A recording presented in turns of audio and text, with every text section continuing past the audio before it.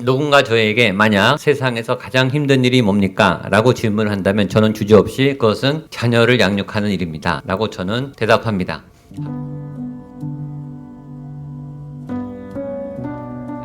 아마 세상에서 가장 어렵고 힘든 일이 자녀 양육의 일이 아닌가 생각이 듭니다. 그런데 그거보다 더 힘든 일이 있습니다. 그 자녀를 바르게 양육하는 일입니다. 자녀는 저절로 절대 바르게 자라주지 않습니다. 부모가 더 수고해야 하고 가르쳐야 합니다. 그런데 그 일보다 더 어려운 일이 있어요. 신앙을 가르치는 일이에요. 자녀를 양육하면서 바르게 키우면서 그 안에 믿음을 심겨줘야 되는 거예요. 자녀 스스로 하나님을 믿고 하나님을 알고 스스로 말씀을 깨닫고 자신의 인생을 하나님의 비전과 방향을 따라 살아갈 수 있도록 자기 믿음을 갖도록 그렇게 가르치는 일은 세상에서 가장 어려운 일 중에 하나예요. 어렸을 때는 신앙교육하기가 좋습니다. 첫 번째 위기는 사춘기가 되면 옵니다. 두 번째 위기는 언제 올까요? 고등학교 들어가면 옵니다. 입시 때문에. 세 번째 위기는 언제 오는가? 사회에 나가면 더 큰 위기가 시작됩니다. 우리의 자녀들이 신앙생활 하기가 점점 멀어지기 시작하면서 자기 주장은 강해지죠. 그래서 먼저 우리는 믿음의 교육에는 타이밍이 있다. 때가 있다. 아이들이 머리가 커지기 전에 세상의 미혹에 마음밭이 굳어지기 전에 하나님의 말씀을 가르쳐야 된다 라고는 첫 번째 교훈을 얻게 됩니다. 엘리 아들들의 신앙의 교육이 잘못된 첫 번째 문제는 타이밍에 있어요.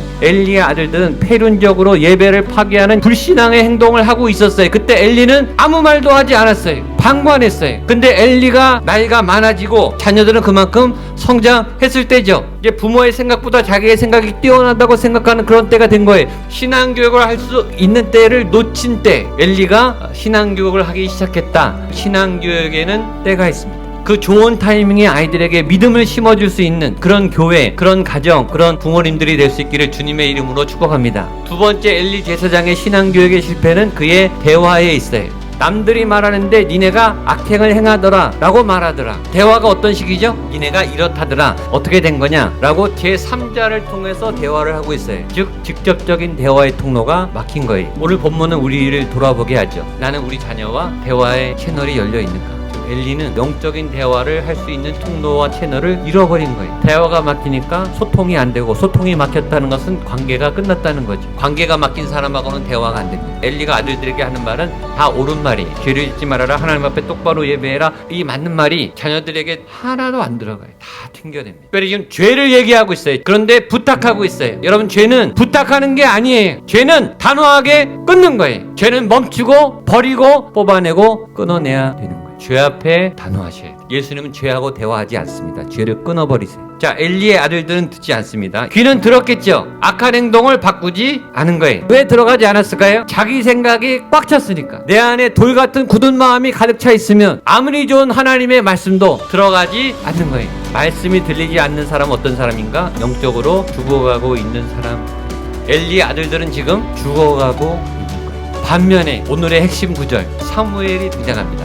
아이는 자랍니다. 문제는 어떻게 자라느냐? 방향성이 문제예요. 건강하게 자라는 것. 사무엘은 건강하게 믿음으로 자란다. 믿음이 점점 커지기 시작했다. 다른 사람들은 보지 않았지만 하나님이 그를 실로의 성막에서 하나님의 강한 용사로 하나하나 자라나게 하기 시작했다.